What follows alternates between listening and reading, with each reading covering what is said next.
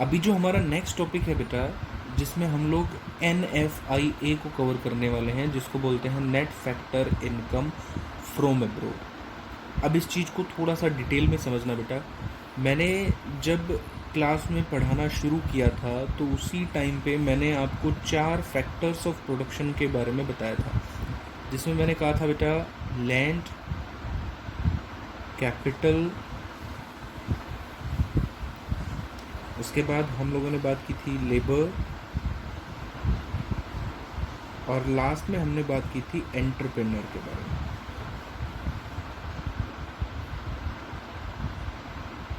Entrepreneurship के बारे में हम लोगों ने बात की थी। ये 4 चीज़ें मैं ऑलमोस्ट सारा सिलेबस इसी पे पढ़ाने वाला हूँ बेटा। पूरी मैक्रो इसी पे ही चलती है, इन 4 फैक्टर्स पे ही।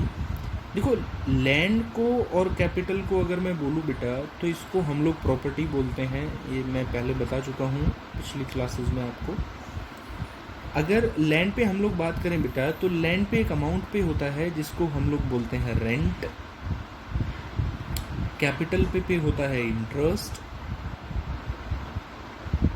लेबर को पे होता है वेजेस। और लास्ट एंड फाइनल जो ये पे होता है, इसको हम लोग बोलते हैं प्रॉफिट। बेटा देखो, ये इधर की जो चीज़ें हैं ना, ये इधर वाली जो चीज़ें, ये जो आप देख पा रहे हैं, ये वाली चीज़ें, इन वाली चीज़ों को हम लोग बोलते हैं फैक्टर्स ऑफ प्रोडक्शन।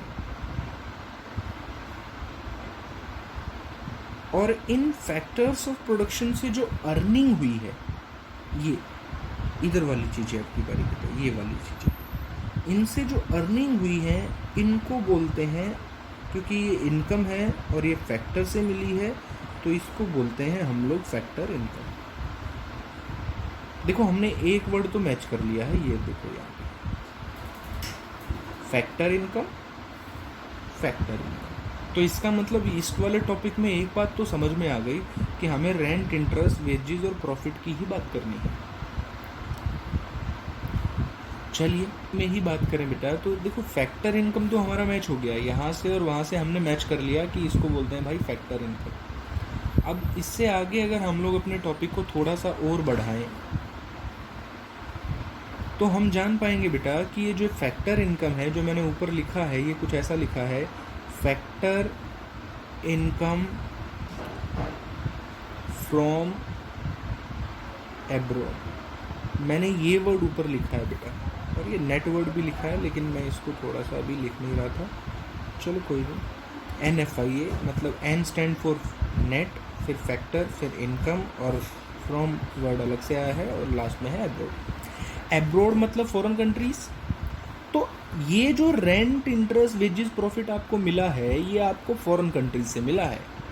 इसका मतलब हम जो है लैंड, कैपिटल, लेबर और एंटरप्रेन्योरशिप फॉरेनर्स को भी प्रोवाइड करते हैं। मैंने बताया था बेटा 4 सेक्टर्स होते हैं इकोनॉमी के, जिसमें हाउस होल्ड सेक्टर होता है, फिर प्रोड्यूसर सेक्टर होता है, फिर उसके बाद गवर्नमेंट सेक्टर होता है, और एक एक्सटर्नल सेक्टर होता है। तो अभी बेसिकली जो हम लोग डीलिंग पढ़ रहे हैं वो एक्सटर्नल सेक्टर पे चल रहे हैं बेटा।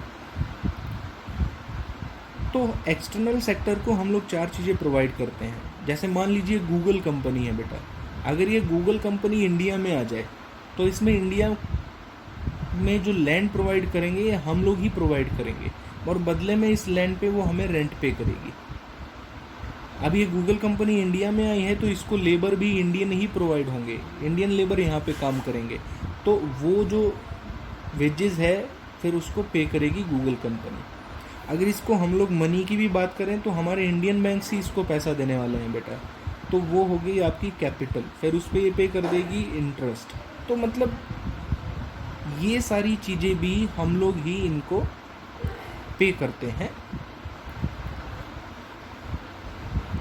तो बेटा जो ये रेंट, वेजेस और इंटरेस्ट आप समझ रहे हैं, जो गूगल कंपनी यहाँ पे करेगी इंडियंस को, ये इनकम हम लोग मानते हैं कि ये फैक्टर इनकम है, क्योंकि रेंट, इंटरेस्ट और वेजेस है, लेकिन ये इनकम एब्रोड से आई है, क्योंकि जो गूगल कंपनी है वो US बेस्ड कंपनी है बेटा, अमेरिका की कंपनी है।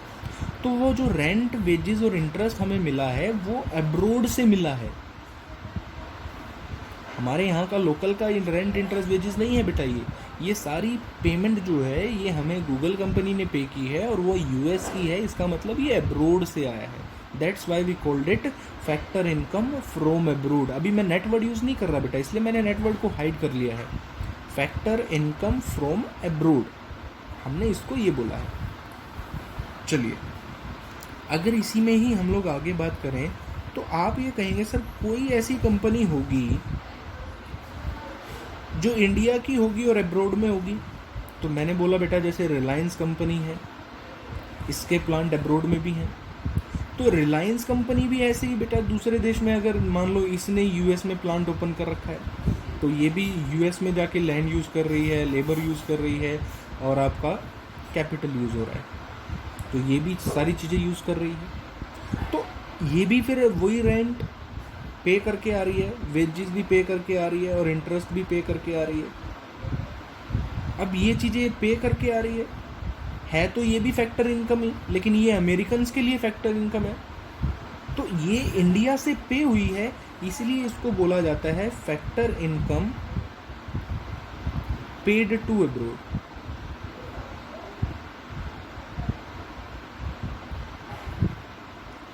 Factor income paid to abroad, वो रिसीव्ड फ्रॉम अब्रोड होता है बेटा। ये जो है ये factor income received from abroad होता है। Factor income received from abroad, क्योंकि वो हमें मिला है।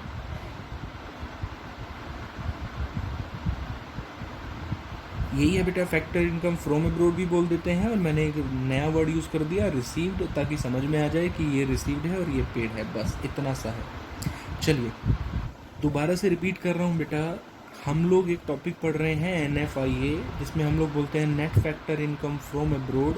अभी हम लोग नेट वर्ड की बात नहीं करेंगे।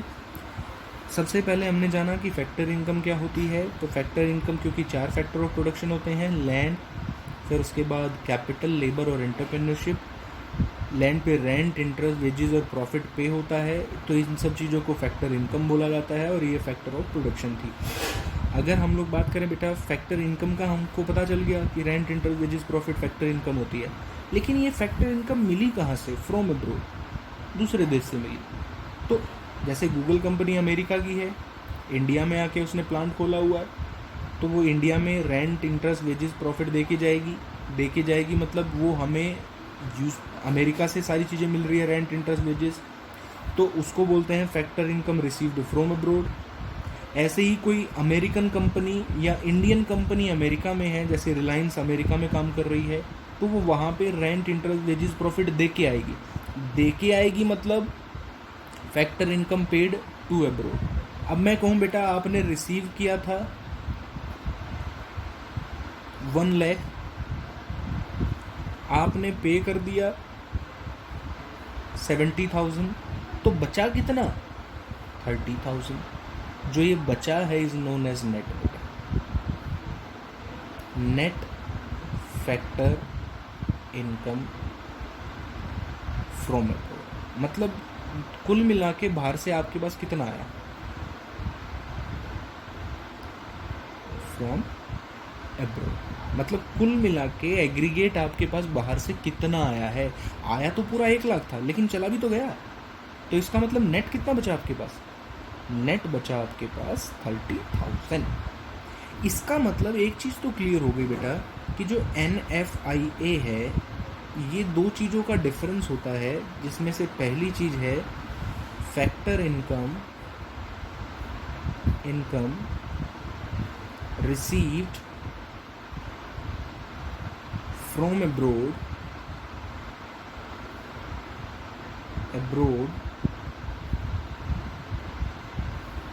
एंड फैक्टर इनकम, सब्ट्रैक्ट कर लेते हैं बेटा, सब्ट्रैक्ट अगर करूं तो factor income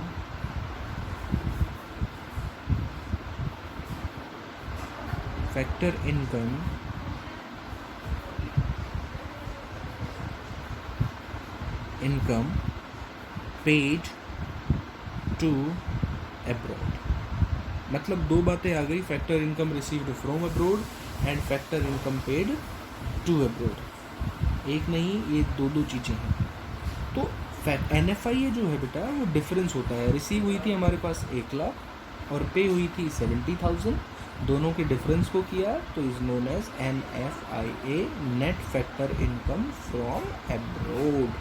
NFIA, net factor income from abroad, इसको हम लोग बोलते हैं। चलिए, आई होप कि आपको ये टॉपिक समझ में आ गया हो गया। हमारा ये एक और नेक्स्ट फॉर्मूला है